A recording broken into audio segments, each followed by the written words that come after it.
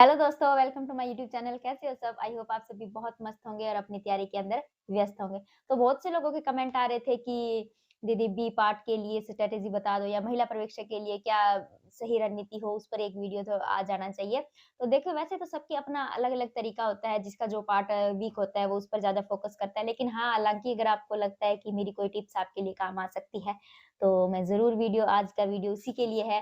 तो सबसे पहले आप चैनल पर नए हैं तो चैनल को सब्सक्राइब और वीडियो को लाइक करना और सभी एक प्यारा-प्यारा कमेंट ज़रूर कीजिए। आपको वीडियो कैसी लगी? आपका कोई सजेशन या नेक्स्ट किस टॉपिक पर वीडियो चाहिए तो उस पे हम मैं आपके कमेंट का इंतज़ार करूँगी। तो सबसे पहले हम बात करते हैं कि महिला पर्यवेक्षक के अंदर जैसे आपको पता है कि 2 पार्ट है, पार्ट ए और पार्ट बी।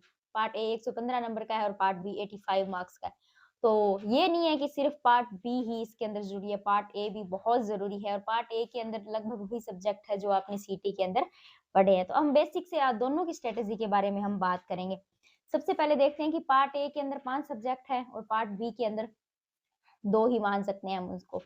तो सबसे पहले ये है कि आपके जो पार्ट ए के अंदर जैसे हिंदी है, इंग्लिश है, साइंस है, मैथ है, रीज़निंग है और मैनेजमेंट है।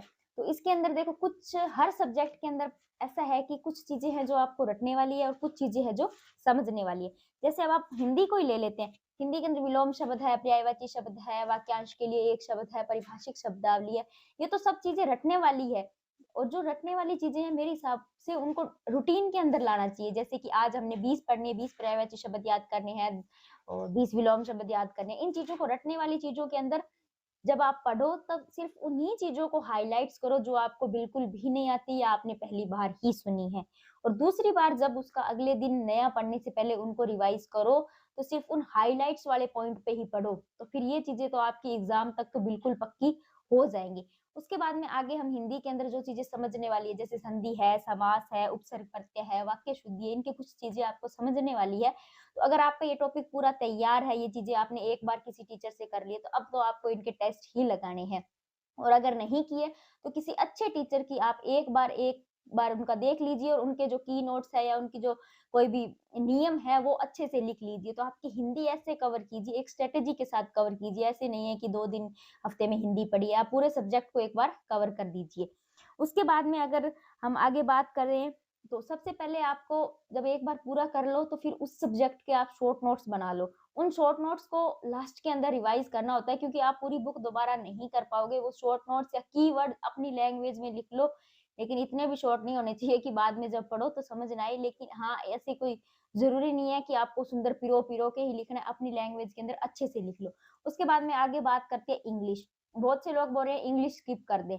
इंग्लिश स्किप करोगे तो आप बहुत पिछड़ जाओगे। इंग्लिश के अंदर भी हिंदी वाली बात है, कुछ टॉपिक समझने वाले होंगे, कुछ रटने वाले होंगे। समझने वालों के अंदर जैसे टेंस है, आर्टिकल्स है, नरेशन है, इनके पैसिव वॉइस है, इनके नियम आप एक बार करोगे तो आराम से आप कर लोगे। ये टॉपिक तो आपके क्वेश्चन ऑप्शन कट करके इन क्वेश्चन को अगर आपको वैसे हार्ड लगती है, तो नरेशन हो गया, पैसिव वॉइस है, तो आप इनकी प्रिपरेशन ऐसे करो कि आपको ऑप्शन कट करने आने चाहिए। फिर ऑप्शन कट कर दोगे तो लास्ट में एक ऑप्शन बच जाएगा, वो उत्तर हो जाएगा। एलिमिनेशन मेथड इसके अंदर आपके लिए बहुत रामबाण साबित होगा। इसके अलावा एंटोनियम, सिनोनियम है, वन वर्ड है और मिसमैच एरर वाला अगर कोई कांसेप्ट है, इनको तो आप डेली रूटीन के अंदर लाओगे। जैसे हिंदी को पढ़ रहे हो तो वन वर्ड हो गया, एंटोनियम, सिनोनिम इनको डेली पढ़ोगे तो आपके ये कवर हो जाएँगे। उसके बाद में हम आगे बात करते हैं मैथ की। तो देखो मैथ को आप स्किप मत करो, मैथ आपको पूरे के पूरे नंबर दिलाएगी और इतने हार्ड टॉपिक भी नहीं है, बहुत ईज़ी टॉपिक है और इनके क्वेश्चन भी इतने हाई लेवल नहीं आएँगे। बेसिक जो अपन नियम मानते हैं या जो क्वेश्चन का है, तो वही क्वेश्चन पूछे जाएँगे जैसे कि अनुपात, समानुपात है, लाभ-हानि है, प्रतिशत है, चक्रवृद्धि ब्याज है, साधारण ब्याज है। फिक्स है कि 1 चक्रवृद्धि ब्याज से, 1 साधारण ब्याज से, 2% से, 1 लाभ-हानि से क्वेश्चन आएँगे। 6 ही तो टॉपिक है, 12 क्वेश्चन आते हैं तो सॉरी 6 ही तो टॉपिक है, अगर 2-2 क्वेश्चन आते हैं तो भी 12 क्वेश्चन आएँगे, तो आप बहुत अच्छा स्कोर कर पाओगे।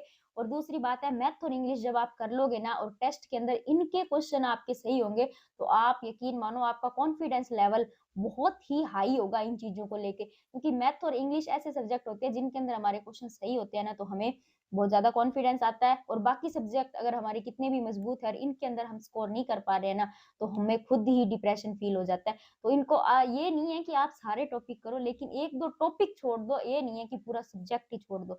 ये 2 करोगे तो आप अच्छे से हो जाएगा। अब बात करते हैं रीज़निंग, रीज़निंग के अंदर नॉर्मल टॉपिक है और एवरेज हर बच्चे की रीज़निंग अच्छी ही होती है। उसके बाद में आगे हम बात करते हैं जीके।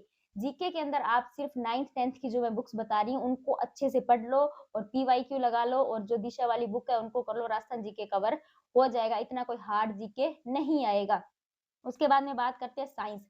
साइंस आप दैनिक विज्ञान के अंदर जो-जो टॉपिक दे रखे हैं ना, वो चीज़ें ही पढ़नी है। दैनिक विज्ञान में जैसे माने कि आप पहले ये काम करना, जो प्रीवियस ईयर पेपर है, उसके अंदर किस टॉपिक से क्वेश्चन उठाए गए, जैसे मानव शरीर हो गया, मानव रोग हो गया, इन चीज़ों के ही क्वेश्चन करना, ज़्यादा डीप साइंस मत पढ़ना, क्योंकि इसमें वो ही साइंस ज़्यादा आएगी जो बी पार्ट से थोड़ी-थोड़ी मतलब संबंधित है, जैसे कि पोषण वाला टॉपिक हो गया, विटामिन्स हो गए, ये चीज़ें बी पार्ट में भी है और साइंस में भी है। तो दैनिक विज्ञान के अंदर आप क्वेश्चन से टॉपिक का आइडिया लगाना, वैसे साइंस अथाह है तो आप इतना नहीं कर पाओगे।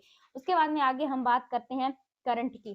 तो करंट की तो लास्ट के अंदर आप सिर्फ मूमल पढ़ जाना, उनकी जो वार्षिक सॉरी जून के अंदर पेपर है तो उनकी जो भी 2-2 महीने की करके आ रही है तो आप वो पढ़ जाना। उसके बाद में प्रबंधकीय गुण, तो प्रबंधकीय गुण तो उड़ान पब्लिकेशन की शायद बुक के अंदर अच्छे से थ्योरी दे रखी होगी। उनकी बुक का जो कवर पेज है उसी में मैंने देखा था, उसके अंदर लिख रखा था, तो अगर आपको समझ आती है, इनके अलावा आपका और कहीं से मैटर है तो आप उसका कर लेना। अब उसके बाद बात करते हैं पार्ट बी की, जो मेन सबके लिए दिक्कत का पार्ट है। तो पार्ट बी के अंदर मेरे आप देखो कि पोषण हो गया, टीकाकरण हो गया, कुपोषण हो गया, बीमारियाँ होगी। ये हो गए 4, ये 4 टॉपिक तो पूरे ही साइंस से रिलेटेड है। थोड़ा बहुत जैसे कि आपको ये देखना है, अगर किसी महिला के गर्भवती से संबंधित इसके अंदर थोड़ा बहुत आ रहा है तो वो चीज़ें अलग से पढ़नी, वरना ये साइंस अच्छे से आप किसी भी साइंस वाले टीचर की अच्छी क्लास देखोगे, तो ये आपकी पूरी कवर हो जाएगी। पोषण के अंदर ये थोड़ा आ जाएगा कि गर्भवती महिला को कितना प्रोटीन की आवश्यकता होती है, कितने कार्बोहाइड्रेट की, ये चीज़ें थोड़ी आपको अलग से देखनी पड़ेगी। बाकी इनसे क्वेश्चन बनेगा तो वो आपका साइंस से कवर हो जाएगा। उसके बाद में आगे बात करते हैं हम गर्भवती की देखभाल वाला, ये टॉपिक आपको पार्ट बी की भी किसी की भी आप देख रहे हो, तो उनके अच्छे से अगर आपको पीडीएफ प्रोवाइड करवाई है उन्होंने या किसी आपने खुद के नोट्स बनाए हैं, उनमें देखो और थोड़ा साइट से भी आप ऑफिशियल साइट से भी इनकी पीडीएफ जो मिलती है उनको देखोगे तो अच्छे से हो जाएगा। उसके बाद में ये शिशु की प्रीनेटल विकास वाला है, अगर ये रीट के अंदर अगर है टॉपिक तो आप रीट वाली बुक से कवर कर लीजिए।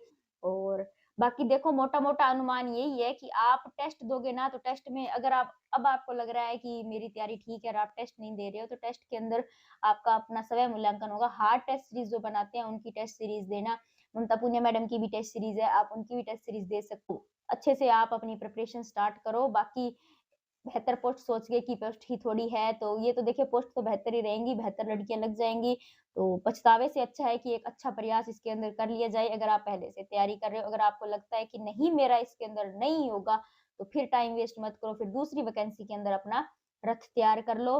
बाकी thank you for watching and subscribe my channel. Thank you.